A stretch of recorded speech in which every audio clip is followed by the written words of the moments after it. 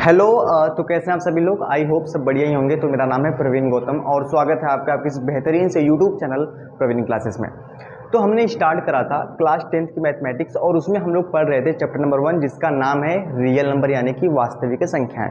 इसके जस्ट पहले वाले वीडियो में हमने आपको ये बताया था कि इस चैप्टर में क्या है, क्यों है और हमें कैसे पढ़ना है। ठीक है, देखो एक बात समझो। ठीक है, पढ़ सब रहे हैं ना, मेहनत हर कोई कर रहा है, लेकिन आगे वही चाहेगा जिसका काम करने का तरीका बाकियों से थोड़ा अलग होगा, है ना। जैसे आपने कई लोगों को देखा होगा ना, जैसे कि जब वो पढ़ रहे होते हैं ऐसा लग रहा है पढ़ नहीं रहे, मर रहे हैं, है ना। ऐसा लगता है कि पहाड़ की तरह दबे हैं, है ना। चिंता, प्रेशर, है ना। ठीक है, ऐसे पढ़ के टॉप कर भी लिया तो क्या ही हो जाएगा, है ना। कुछ नहीं होगा जी, सिर्फ प्रेशर बढ़ेगा, है ना। चिंता और बढ़ जाएगी, है ना। ठीक है, पढ़ते समय ना आपके चेहरे पे ना एक स्माइल होनी चाहिए, है ना। पढ़ो ऐसा कि चेहरे पे सिकन तक ना हो, तब है मज़ा, है ना। ठीक है, मर मर के पढ़ा तो फिर क्या पढ़ा जी। पढ़ाई बहुत इंटरेस्टिंग है और बहुत मज़ा आता है ना। तो पढ़ेंगे बहुत बिंदास तरीके से, ठीक है, बिल्कुल, है ना। एक छोटी सी बात कहूँगा, ठीक है, थोड़ी सी भरोसा रखना, मज़ा बहुत आने वाला है, ठीक है। तो खैर बात करते हैं टॉपिक पर। ठीक है, इस चैप्टर के बारे में हमने आपको क्या बताया था कि इस चैप्टर में टोटल 2 एक्सरसाइजेज हैं, यानी कि एक्सरसाइज 1.1 और 1.2। तो आज की क्लास में हम बात करने वाले हैं एक्सरसाइज 1.1 के इंट्रोडक्शन पर, मतलब कि प्रश्नावली 1.1 का परिचय। ठीक है, देखिए एक बात समझो, है ना। मतलब कि मैं हमेशा इस बात पे बहुत ज़्यादा फोकस करता हूँ कि पढ़ना इज़ नॉट इम्पॉर्टेंट। पढ़ना इंपॉर्टेंट है ही नहीं, है ना। पढ़ते कैसे हैं, दिस इज़ वेरी इंपॉर्टेंट, है ना, कि पढ़ते कैसे हैं ना। ठीक है, और मैं आपको एकदम बेस्ट मेथड बताने वाला हूँ, ठीक है।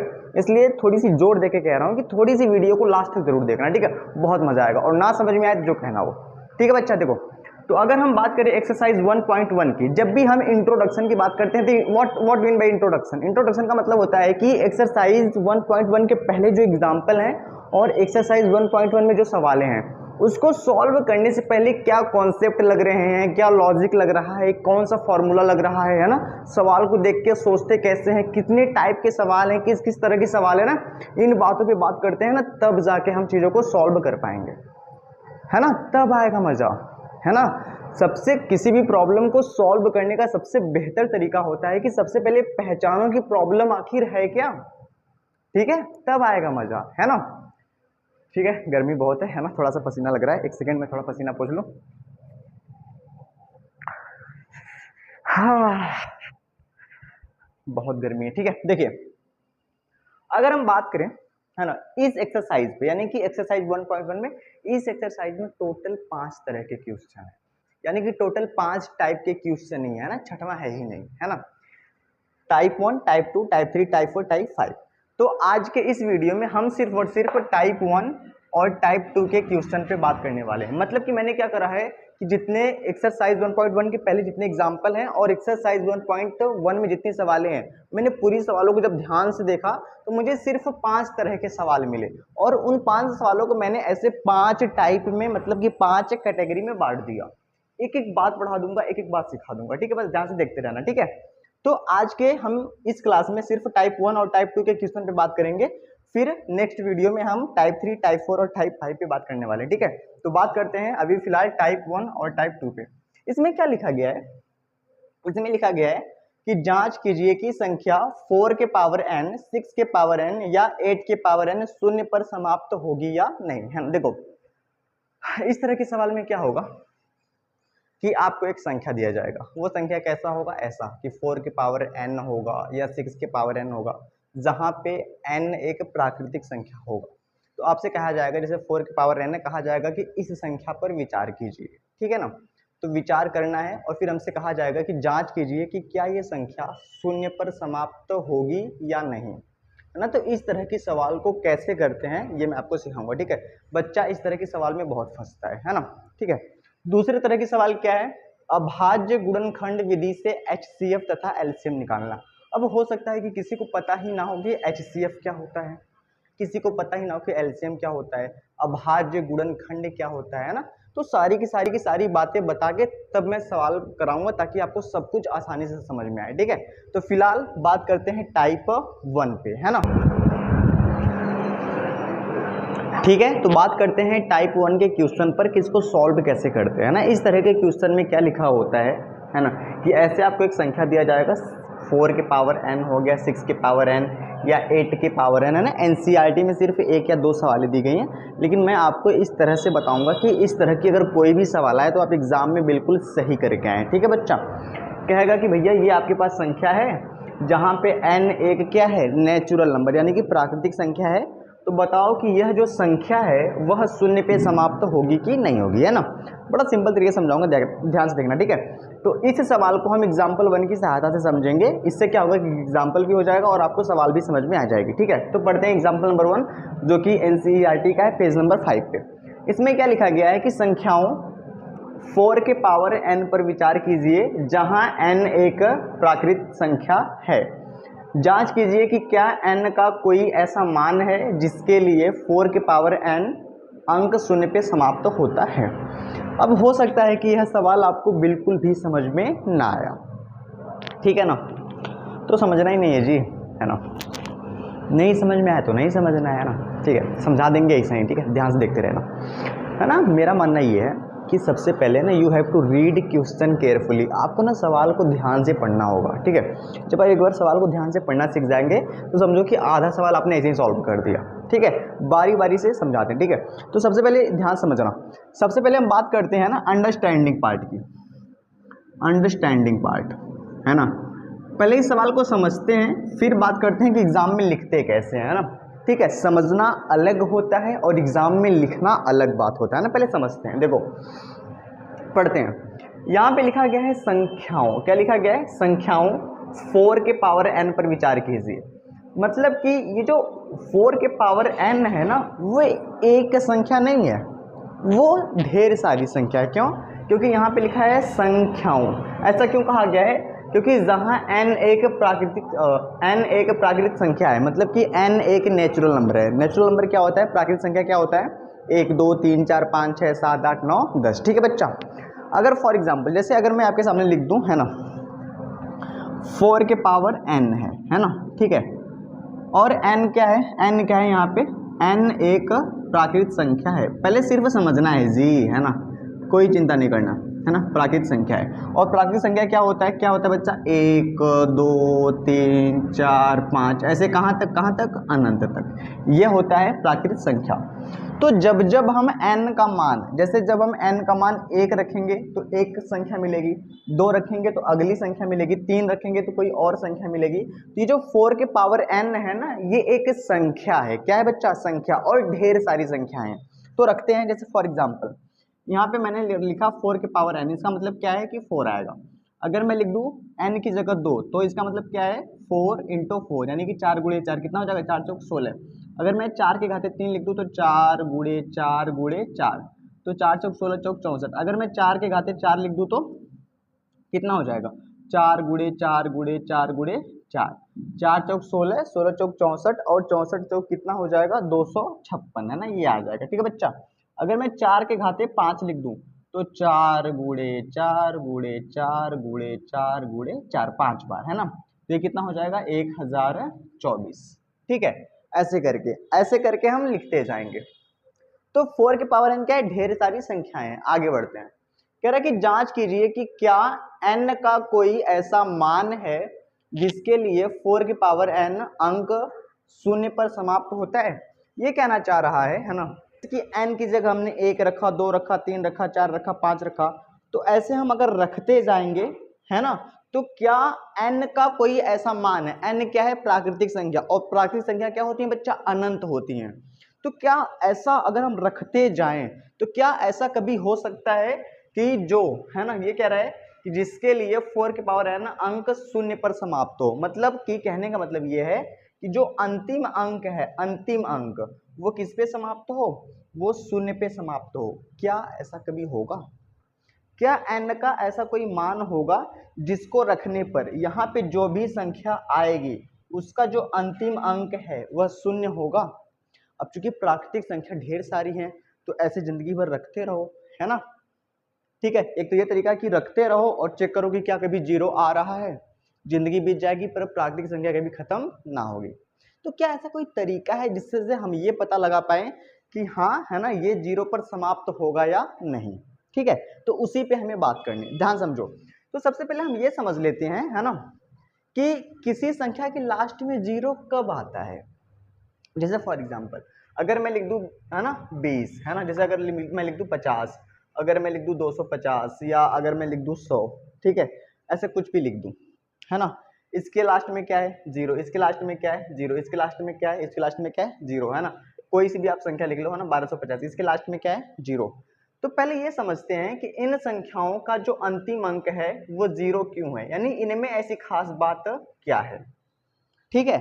तो फिर जब हम जान जाएंगे कि इन संख्याओं में ऐसी खास बात क्या है कि इनके लास्ट में जीरो आ रहा है ना, तो फिर हम ये सोचेंगे कि अगर इस संख्या में वही बात होगी, यानी अगर 4 के पावर n में भी वही बात होगी जो इन संख्या में बात है, तो ये भी जीरो पर समाप्त होगा, नहीं तो नहीं होगा, ठीक है। तो ध्यान से देखा, हम क्या करेंगे, हम अगर 20 का गुणनखंड करें, ध्यान से देखना, 20 का गुणनखंड करें, है तो कितना आ जाएगा, यहाँ से 10 आ जाएगा, 2 पच्चे 10 और 5 एकम 5, 50 का कर लेते हैं, 2 से काटेंगे तो 25 आ जाएगा, 5 से काटेंगे तो 5 और 5 से काटेंगे तो 1 आ जाएगा, ठीक है। 250 का कर लेते हैं तो कितना हो जाएगा, 2 से काटे सॉरी हाँ ठीक है, 2 से भी काट सकते हैं, 125 आ जाएगा, 5 से काटेंगे तो कितना आ जाएगा 25 आ जाएगा, और 5 से काटेंगे तो 5 आ जाएगा, और 5 से काटेंगे तो 1 आ जाएगा। 100 को काट के चेक कर लेते हैं, इसका अंतिम अंक भी कितना है, जीरो है, 50 आएगा, 2 से काटेंगे तो 25 आएगा, है ना, कोई भी संख्या ले सकते हैं, है ना, ठीक है। 5 से काटेंगे तो 5 आ जाएगा, और 5 से काटेंगे तो 1 आ जाएगा। अगर मैं 1250 को काटूं, है ना, ठीक है, जगह कहाँ पे है, जगह कहाँ पे है, और चलो ठीक है यहीं पे कर लेते हैं, 1250 इसको मैं काटता हूँ, 2 से काटूंगा कितना हो जाएगा 625, है ना, फिर ये 5 से कटेगा तो 125 आ जाएगा, फिर ये 5 से कटेगा तो कितना आ जाएगा 25 आ जाएगा, फिर ये 5 से कटेगा तो 5 आएगा, फिर ये 5 से कटेगा तो 1 आ जाएगा।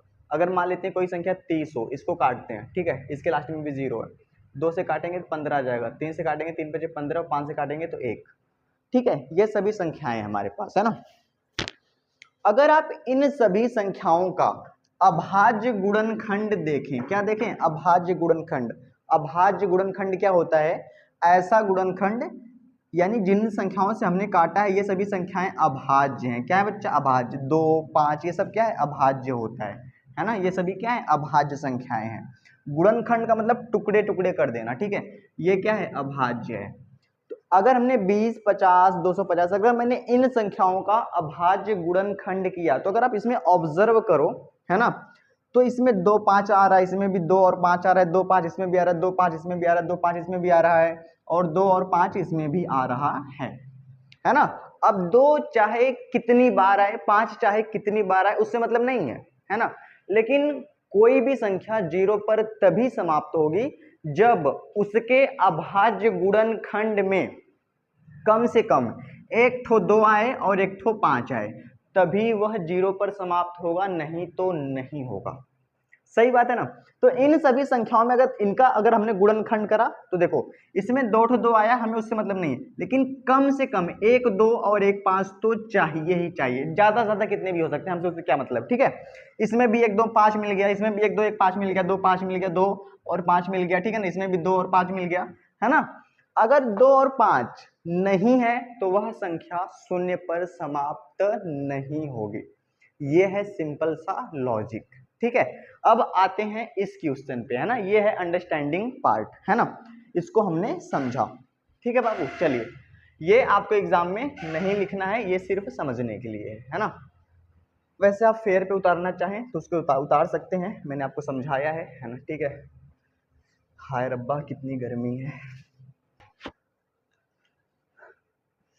इतनी गर्मी मर जाएंगे यार हम तो, है ना, पढ़ा पढ़ा के, बहुत गर्मी है बहुत। चलिए, है ना, तो अब आपको क्लियरली समझ में आ गया होगा कि कोई संख्या जीरो पर कब समाप्त होती है, अगर उस संख्या का हम अभाज्य गुणनखंड करें और उसमें 1 2 और 1 5 आए तो वह जीरो पर समाप्त होगा, नहीं तो नहीं होगा। तो सेम काम हम यहाँ पे करने वाले हैं ना, ध्यान से देखना कैसे करने वाले हैं। तो सबसे पहले हम लिखेंगे कि संख्या, इस तरह के क्वेश्चन को कहते हैं थ्योरिकल क्वेश्चन। संख्या 4 के पावर n, है ना, संख्या 4 के पावर n शून्य पर तभी समाप्त होगी, तभी समाप्त होगी जब इसके अभाज्य जब इसके अभाज्य गुणनखंड, जब इसके अभाज्य गुणनखंड के गुणनफल में, के गुणनफल में, है ना, अभी समझा रहा हूं, के गुणनफल में, ठीक है, में कम से कम, है ना, कम से कम 1, 2 और 1, 5 जरूर आए, ऐसे कह सकते हैं, है ना, कम से कम, है ना, 1, 2 और 1, 5 जरूर आए, ठीक है, सिंपल सी बात है। यानी कि संख्या 4 के पावर n शून्य पर तभी समाप्त होगी जब इसके अभाज्य गुणनखंड के गुणनफल में कम से कम 1, 2 और 1, 5 जरूर आए, या इसको हम लोग ऐसे लिख सकते हैं, है ना, कम से कम 2 गुणे 5 का एक जोड़ा अवश्य हो, एक जोड़ा अवश्य हो। इसका क्या मतलब, इसका मतलब है कि कम से कम 1, 2 जरूर आए और 1, 5 जरूर आए, है ना, अवश्य हो, ये बात आपको लिखनी है। अब ठीक है, अब सवाल ये उठता है ना, कि इस संख्या का हम लोग गुणनखंड कैसे करेंगे, है ना, तो हम लिखेंगे, है ना, 4 के पावर n का अभाज्य गुणनखंड करने पर, है ना। अब कोई बच्चा यहाँ पे सोच सकता है कि सर जी ये तो कोई ऐसी संख्या नहीं है ना, कि भैया कोई इस तरह की संख्या है कि चलो इसका गुणनखंड कर दो। हम 4 के पावर n का कैसे गुणनखंड करेंगे? गुणनखंड करना मतलब तोड़ना, है ना, इसका कैसे गुणनखंड करेंगे? अरे सुनो जी, है ना, बड़ा सिंपल है। ये 4 के पावर n है, क्या है, 4 के पावर n, समझ में आया? इसको आप कैसे तोड़ सकते हो? तोड़ना है सिर्फ, है ना। तो 4 के पावर n को हम क्या लिख सकते हैं, 2 गुणे 2, है ना, सही बात है। और इसके घाते n है तो n लगा दिया, सिंपल सी बात है। 2 गुणे 2 को क्या लिख सकते हैं, 2 के घाते 2, है ना, इसके पावर कितना कर दिया, n कर दिया। अब बताओ, ये 2 के घाते n, 2 के घाते 2 है और इस पूरे के घाते n है, तो इसका क्या हो जाएगा, 2, और फिर इसका गुणा हो जाएगा, यानी कि 2 के घाते 2 n हो जाएगा, सही बात है। और यहाँ पे हम लिख देंगे जहां n एक प्राकृतिक संख्या है, प्राकृतिक संख्या मतलब 1, 2, 3, 4, 5, 6, 7, 8, 9, 10, जहां n क्या है बच्चा, एक प्राकृतिक संख्या है। इतना काम हमने कर लिया, ठीक है। चलिए आगे बढ़ते हैं। अब देखो, अगर हम यहाँ पर n का मान 1 रखे, कितना रखे, 1, है ना, जैसे ये 4 के पावर n है ना, इसी को हमने कैसे लिखा है, 2 के पावर 2n, सिंपल सी बात है जी, है ना। अगर हम n की जगह 1 रखे, है ना, ये सिंपल आपको करना है, 2, यहाँ पे अगर आप कितना रखो 1, तो कितना हो जाएगा, 2 के घाते 2, यानी कि 2 गुणे 2। आगे बढ़ते हैं, अगर मैं क्या करूं, 2 के घाते n की जगह 2 रख दूं, है ना, तो कितना हो जाएगा, 2 के घाते 4, कितना आ जाएगा, 2 गुणे 2 गुणे 2 गुणे 2, सिंपल है। अगर मैं क्या करूं, 2 के घाते 2 है और n की जगह 3 रखूं, यानी कि हम प्राकृतिक संख्या रख रहे हैं ना बाबू, क्योंकि n क्या है, एक प्राकृतिक संख्या है ना। प्राकृतिक संख्या क्या होता है, 1, 2, 3 अनंत तक, ठीक है। आप इतना बिल्कुल ऐसे लिखेंगे एग्जाम में, कोई दिक्कत नहीं है। 2 के घाते कितना हो जाएगा, 6, तो कैसे कैसे आएगा, 2 गुणे 2 गुणे 2 गुणे 3 हो गया, 4, 5 और 6, है ना। आप एक चीज में गौर कर पा रहे होंगे, आप n की जगह चाहे कुछ भी रख लो, है ना, डॉट डॉट डॉट, इसका मतलब क्या, ऐसे चलता जाएगा। आप n की जगह चाहे कुछ भी रख लो, सिर्फ 2 ही आएगा, 5 नहीं आएगा, है ना। क्योंकि अगर आप 4 रखोगे, 4 दूनी 8, यानी कि 2 गुणे 2 गुणे 8 बार, 5 रखोगे 5 दूनी 10, 2 गुणे 2 गुणे 10 बार, पर कभी 5 नहीं आएगा, है ना। तो यहाँ पे क्या लिखेंगे, चूंकि, है ना, ऐसे करके लिखेंगे, चूंकि हम देख पा रहे हैं कि संख्या 4 के पावर n का अभाज्य गुणनखंड करने पर इसके गुणनफल में, इसके गुणनफल समझते हो, ये इसको कहते हैं गुणनफल, ये इसको कहते हैं गुणनफल। अभाज्य संख्या का गुणनखंड करने पर इसके गुणनफल में, है ना, 2 तो आ रहा है, 2 तो आ रहा है, लेकिन 5 नहीं आ रहा है। और आपको पता है ना, कि वह 0 पे तभी समाप्त होगी जब 2 और 5 दोनों आए, ठीक है बच्चा। लेकिन 5 नहीं आ रहा है, अतः संख्या 4 के पावर n कभी भी शून्य पर समाप्त नहीं होगी, है ना।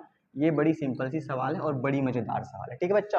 इसको आप नोट कर लें, एग्जाम में आपको बिल्कुल ऐसे ही लिखना है ना, एग्जाम में आपको बिल्कुल ऐसे ही लिखना है, ठीक है। ये मैंने आपको बड़ी सिंपल सी बात समझा दी, ठीक है। आई होप कि आपको समझ में आया होगा, है ना। ये क्वेश्चन थोड़ी सी अंडरस्टैंडिंग टाइप का था, इसलिए इतना टाइम लगा, ठीक है। आगे के क्वेश्चन बहुत आसान है, ठीक है। इसको तुरंत नोट करो और इसको ध्यान से समझो, ठीक है। तो बात करते हैं अगले टाइप के क्वेश्चन पे। इस तरह के जैसे भी सवाल हो आप कर सकते हैं ना। फॉर एग्जाम्पल, जैसे अगर 4 के पावर n की जगह 6 के पावर n होता तो क्या करते, ध्यान से देखो। अगर 6 के पावर n होता तो 6 को कैसे तोड़ते, 2 गुणे 3, इसके पावर कितना हो जाता है, n हो जाता। अब ऐसा तो है नहीं कि दो ये अलग अलग अंक है ना, ठीक है। तो ये n दोनों को बट जाएगा, मतलब कि 2 के घाते कितना हो जाएगा, n हो जाएगा, गुणे 3 के घाते कितना हो जाएगा, n हो जाएगा, ठीक है जी। ऐसे हो जाएगा। अब क्या करो, है ना, जब भी तुम n का मान रखोगे, n क्या है बच्चा, n क्या है, प्राकृतिक संख्या है, n क्या है, प्राकृतिक संख्या है ना, सिंपल सी बात है।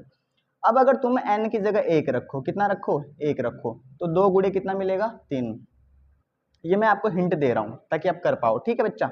अगर मैं 2 के घाते मतलब n की जगह 2 रखता हूं, चलो भैया n की जगह 2 रख लिया, तो क्या मिला, 2 बार 2 मिलेगा और 2 बार 3 मिलेगा। अगर मैं क्या करूं, n की जगह 3 रखूं, चलो n की जगह 3 रख लिया, तो कितना मिलेगा, 2, यानी 2 जो है वो 3 बार और 3 भी कितना बार, 3 बार, है ना। पर गौर करो, क्या इसके गुणनखंड, यानी ये जो अभाज्य गुणनखंड हमने करा है, क्या इसके गुणनफल में, है ना, कहीं 5 आ रहा है, नहीं आ रहा है। तो इसको कैसे लिखेंगे, है ना, ऐसे लिखेंगे कि चूंकि हम देख पा रहे हैं कि संख्या 6 के पावर n का अभाज्य गुणनखंड करने पर 2 तो आ रहा है लेकिन 5 नहीं आ रहा है, हमें 3 से नहीं मतलब है, 2 तो आ रहा है पर 5 नहीं आ रहा है, अतः 6 के पावर n शून्य पे समाप्त नहीं होगा, ठीक है। और ये जो ऊपर की लाइन है ये सेम ही रहेगा कि संख्या 6 के पावर n शून्य पर तभी समाप्त होगी जब इसके अभाज्य गुणनखंड के गुणनफल में कम से कम 2 गुणे 5 का एक जोड़ा अवश्य हो, है ना। इसी तरह 8 के पावर n, 8 के पावर n को कैसे करोगे, है ना, यहाँ पे करके दिखा दे रहा हूँ। 8 के पावर n क्या लिख सकते हैं, 2 गुणे 2 गुणे 2, है ना, 2 दूनी 4 दूनी 8, 2 के घाते 3 हो जाएगा क्योंकि 3 बार है ना, n हो जाएगा और 3n हो जाएगा। और तुम n का मान रखते रहो और जो बात इसमें करा है इसमें करा है, सेम बात इसमें करेंगे, ये तुम खुद से करोगे ना, सेल्फ, ठीक है। तो ये है कॉन्सेप्ट, है ना, इसको कहते हैं समझना, है ना। अब ये क्या है, जिंदगी भर के लिए आपको याद हो गया होगा, ठीक है, ठीक है। तो इसको नोट कर लीजिए अच्छे से, है ना। बात करते हैं नेक्स्ट टाइप के क्वेश्चन पे, ओके जी, ओके।